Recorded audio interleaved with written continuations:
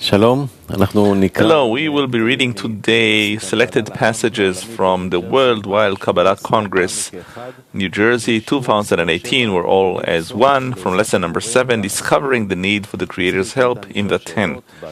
We remind you that you can ask questions on kab.tv. Selected questions will be asked right here in the lesson. The need for the Creator's help. That is the main thing. We are born completely disconnected from the upper force. As beasts, everyone are as beasts, as it is written. And therefore we have no need for the Creator. We don't discover it, we don't have it to begin with in any of our egoistic desires. However,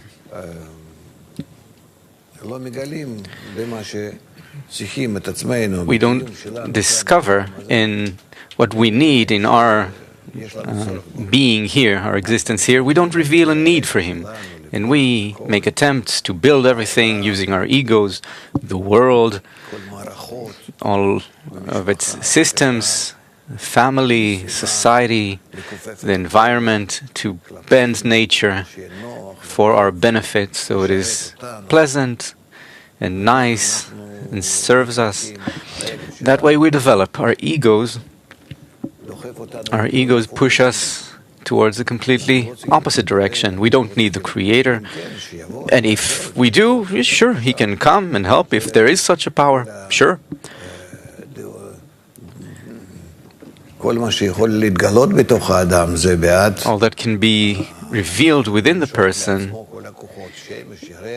is only for the purpose of drawing to himself all of the forces of nature, the moon, the sun. If there is an upper force in nature, sure, take that also. It is all for our benefit, that it all comes to assist us. And what we're talking about here, discovering the need for the Creator's help, we mean something else entirely. Not that it comes and helps us, so we'll have good fulfillment, a good feeling, a good life, satisfactions for our egoistic desires. That's what all the religions and faiths engage in. Without number, many thousands of methods that exist, and so-called spiritual methods also, which provide one with the feeling that he's being disconnected, with his concern for himself. Those two are only meant to make one feel better, more comfortable, not under the burden of concerns and egoistic worries, to gain freedom. And that also is, of course, the more complicated, more sophisticated way of serving one's own ego, using all kinds of natural forces, including the upper force. What's unique about the wisdom of Kabbalah is what I would call the virtue of patience. One needs to have patience and always expect the Creator's help. And only by expecting, anticipating the Creator's actions upon him, having patience and also being attentive in order to recognize them, trying to listen to that inner voice, to see how the Creator relates to him, treats him, how He leads him, then slowly, gradually, he begins to discover that he's constantly, always thinking only about what will come to him, what will happen to him. I think about myself, and I don't find anything, I can't succeed, I'm always envious of others. What about me, to summarize? Where is the Creator that I was promised, that will be revealed and fulfill me, and so on and so forth? These demands are natural. They are revealed in every individual. You can't avoid them. On the path of true correction, we need to go through all of these stages. The Creator elicits these demands, these questions, until a person comes to a state where he's emptied. He doesn't want to think about himself. Why? He doesn't even know. There are many factors involved. He can't satisfy himself, fulfill himself. He's despondent, he despairs. He knows that after all of the ascents and descents, there are many kinds of ascents and descents, and ultimately he comes to a state where he begins to decide that indeed he should think in the other direction, only towards the Creator. One way, because only He can fulfill him. That's also egoistic, of course. But he begins to discover that fulfillment can come out of his own concern for others, his concern for the Creator, his concern for the friends. And this is still to bestow in order to receive. But this is already a great step towards sanctity. From the great despair, from trying to fill himself by drawing to himself all of the knowledge, all kinds of achievements and all kinds of sensations where it's only me, examining everything with my own vessels. And when he despairs, he begins to feel that it's the Creator supplying him with this opportunity. You care about the friends, or be concerned with me. And then you will see. You will receive fulfillment by that. You want to fulfill yourself? Go ahead. Do it. Just through bestowal, through concern for others. But fulfillment, there will be fulfillment. This is to bestow in order to receive. But you will begin, at least in half of that action, to come out of yourself. You will begin to integrate with others. What do they need me to give them so that I can receive enjoyment from that? And here, a new kind of attitude is born, a new kind of work. Each one cares for the others because he sees that this is the method, the only action which enables him to fulfill himself. And the Creator brings him this kind of situation, this state of bestowing in order to receive. And then you integrate with the friends, with their desires, their troubles, their goals. And we begin to incorporate together mutually. We're egoists. We're thinking subconsciously about ourselves. But we already understand that without others, I don't have any fulfillment, and in a special kind of way where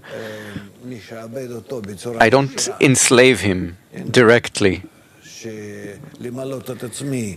so that to fulfill myself using him, but in a roundabout way, such that I want to cause good to him because that fulfills me. Still, the source, the reason, the beginning is me wanting to fulfill myself. Otherwise, I'm empty. I've come to that state where I feel that filling myself up, to constantly think about myself, only brings me emptiness, helplessness. By that, I'm only emptied, bring myself to all kinds of shatterings, to a breaking point, you could say. And in that way, I see that I have some chance of succeeding. If I care for them, first of all, I disconnect somewhat from myself, at least in the action, where I wanted to fulfill myself directly, to fill up my mind and heart with everything. I don't think about filling myself up directly anymore. I will give and give and give. So first of all, I won't feel bad. And when I care for them and care for them, I will feel that this care can fulfill me. And this is the state called to bestow in order to receive. We need to detect it. Of course, it comes after the person despairs of fulfilling himself through all kinds of achievements, degrees, sensations in a direct way. He says, it's better that I have nothing, because everything that I do ultimately brings me to a worse state. And then, of course, when he begins to discover the need to care about the Creator, what's to give him, what to do for him, in what way to think of him, in that he sees salvation from his own troubles. When I think about him, I don't think about myself. I disconnect somewhat from my inner emptiness, my helplessness. Who am I? What am I? All in all, I can annul myself, so to speak, by half, and to invest myself in that, to forget about my own empty condition. And then, when he begins, even psychologically, to make an effort to think about others, about the Creator, even though this is only a means, so as not to be immersed in his own troubles and problems, he begins to feel that it's truly possible to rise above reason and to achieve bestowal. I bestow. I bestow in order to receive, but nevertheless it's bestowal. This is a springboard towards the good state.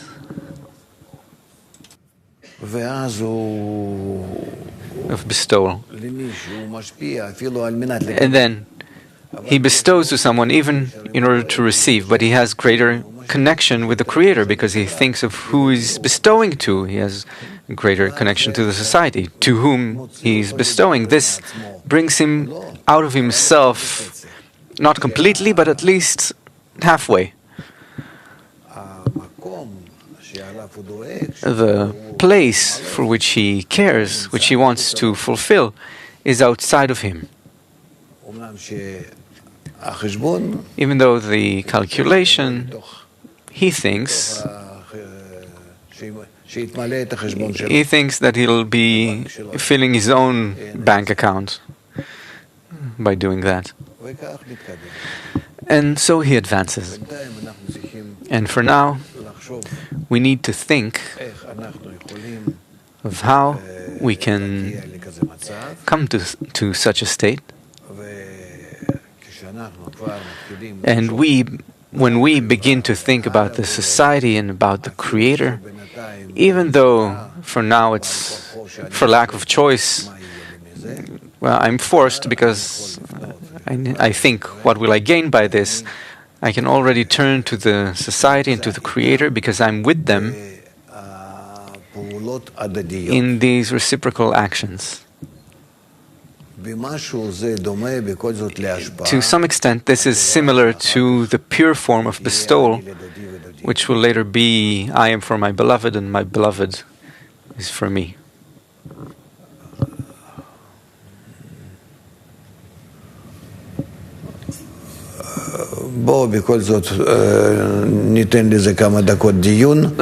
Let's discuss this for a few minutes.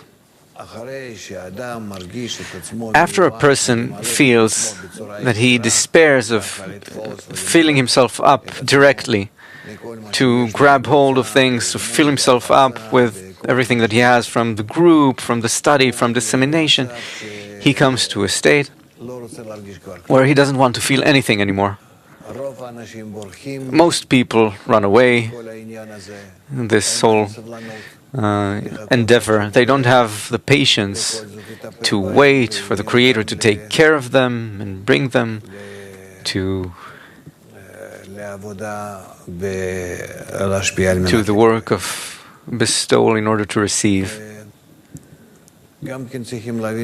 And we also need to understand that to bestow in order to receive here is different from bestowing in order to receive in this world. Because in this world, when we try to bestow in order to receive, it's not actually to bestow. It's simply me partaking in all kinds of corporeal activities for the benefit of others in order to gain something.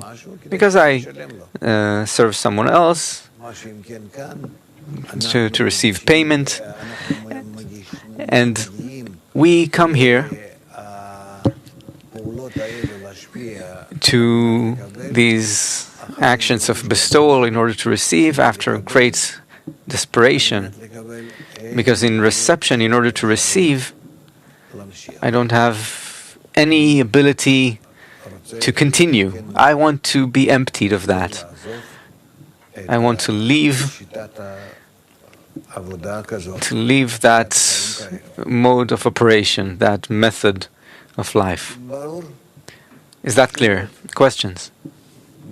What?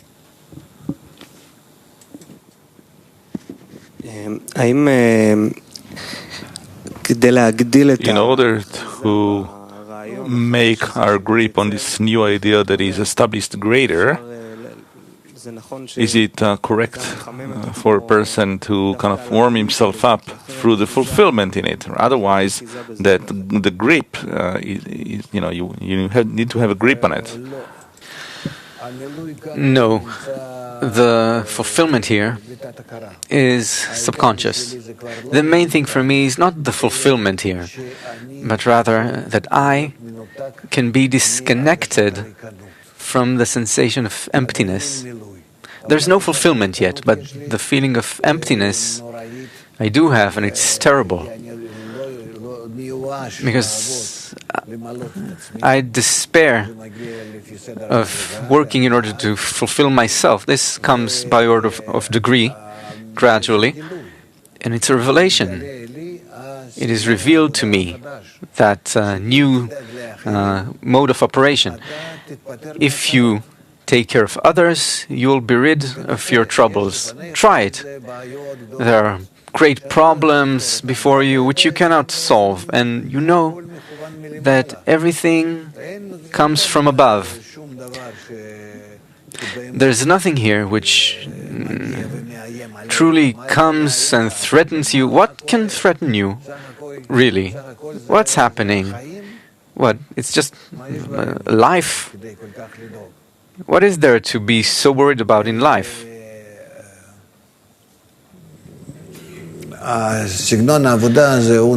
But this style of work provides you with the ability to change the goal of the action from you to the group, from you to the creator, and to care for them, simply. And when you begin to be immersed in that concern regarding the group and the creator, then forget about everything. You will forget about everything. Everything else, if it's not financial commitments and such things in this world, which you must, this is between one and his friend. It must be. It must be satisfied and taken care of. But anything else, you don't have any cause for concern, because you transfer your concern, make it a concern for someone else. It's not an escape from concerns. It's because there's none else besides him which puts you through these states. Do you understand that now a stage, a phase of the work has come to you in order to bestow, in order to receive, and soon you will feel that you want to be rid even of the reception in order to receive. This is in you, because you can't work without it. You don't have any fuel for the work when the desires, the thoughts still work with that fuel which is called pleasure, your pleasure.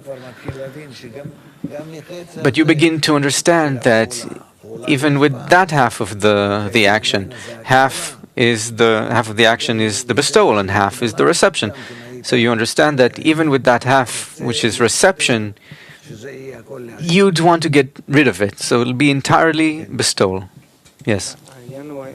The thing is, in order not to fall into the previous program or software and to go deeper, even deeper, and have a grip on the new idea, on this new software of fulfillment, to increase this freedom, to warm yourself up, to running away from the alligators and the thorns towards that, and use that feeling of freedom in it. By what? To increase this new tendency. Each one helps his friend. By example, by speaking to one another. Only that. And you'll see that in the writings also. It's a stage which we need to come to. And that is the entry to Lishma. It's not Lishma still, but it's the entry. Like the gateway, where you feel an intermediary state there. And in that intermediate state, there to fall or not to fall to the previous software, that's the point of the arvut between us? Yes. Many discernments will come that support or seemingly obstruct. Again, I repeat, only those heroes whose patience endured, they reach the top of the mountain and enter the courtyard and the hall of the king. That's it, and they're welcomed. only patience. When you see people who leave, who run away, and then afterwards they are angry, look at what happened there, look at what they're doing, what they're studying, it's only lack of patience. Ultimately, it's only a lack of patience, and they seek all kinds of justifications for themselves, but it's just that lack of patience. That's why it's written, everything but to leave, but to exit. Whatever you want. You can go crazy inside with all kinds of inventions and illusions, bestow, disseminate, study, with your friends, hold a feast, and so on. Do whatever you want. Just hold on, and with the study, let the Creator do His work. That's it. And how much? That's none of my business. It's none of my business. I simply know that everything else in life, the other life, there's no use to it. And I need to view myself in relation to the meaning of life, the goal of life. And here, I have a chance, I don't have a chance, but another way doesn't exist. If a person constantly brainwashes himself like that, because really there is no other way, no other path, then he achieves it. Patience. And in the beginning, when he's not thinking about the Creator's help at all, when he comes a little closer to bestow in order to receive, when he thinks that bestowal can serve as fulfillment for himself, to calm his ego, and all kinds of fulfillments, even though it's bestowal, like a mother who bestows to her baby, and from that she receives great satisfaction naturally. For us, it's for lack of choice. We've come to the end of the development of the will to receive. So we're at this transitory state. So this is the transition. Yes. I also heard in the beginning that you said that we need to be patient, we need to have attention and identify the Creator's actions on you, on the person, to identify the Creator's actions, to recognize the things He's doing over you. That depends on sensitivity, whether it exists or not. States in which you're less or more sensitive towards it. Of course, to identify these actions. And everything that happens to me comes from above, and I'm just substance, raw material, which the light, the Creator, shapes this way and that way, and according to the state which I receive. And I don't know from who and for what, but I feel changes. And the changes that I feel, I decipher them according to my ego, my will to receive. If it's good to me or bad for me. I don't see a goal. Why was it done? I don't see by whom it was done, these changes. But for now, I find them in my own egoistic desire, and so, and that's how I decipher them. Yes? That's exactly what it's about. We're always we have the purpose of always describing everything to the analysis. Besides Him, so what kinds of actions do we need to recognize? We don't have anything to recognize. Every action which we identify will be an outcome, a result of the effect of the reforming light to the extent that it can penetrate our will to receive. And so understand from this that the more we become integrated with each other, the greater our chance of discovering the essence of the action and the source of the action, which comes upon us, each and every one.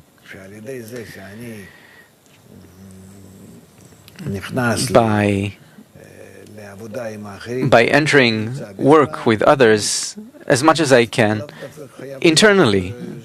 It doesn't necessarily have to be me building something with them, doing something with them, but then accordingly, I will be able to recognize the force which operates me. All right, let's continue. Let's begin the lesson.